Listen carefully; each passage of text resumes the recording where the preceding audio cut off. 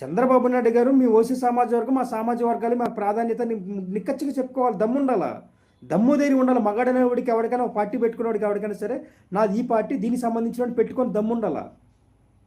మరి బీసీలను పెట్టుకుని మళ్ళీ బీసీలకు అన్యాయం చేసుకుంటాం, మళ్ళీ మా సమగ్ర సర్వేలు చేస్తున్నారు. ఇప్పుడు దాకా గవర్నమెంట్ దగ్గర ఏమి లేవా, సర్వేలో లేవా? మొన్నటిదాకా జగన్మోహన్ రెడ్డి మొత్తం సర్వేలు చేయించాడు కదా. ఏమో ఎన్నిసార్లు సర్వేలు చేస్తారు మీరు అందరూ కూడా? కాలక్షేపమా, టైం పాసా? రూపాయలు డబ్బులు కొట్టేయడానిక? అంటే మీ కార్యకర్తలకి వాళ్ళకి ఈ పరంగా డబ్బులు కేటాయించి వాళ్ళకి బడ్జెట్ కేటాయించి మళ్ళీ డబ్బులు కొట్టేయడానిక? అంతే కదా.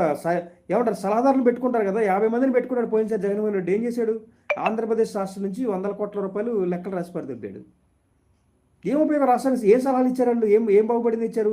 ఇప్పుడు ఆల్రెడీ 10 లక్షల 5 లక్షల కోట్లు అప్పులు చేయడానికి సలహాలు ఇచ్చారా?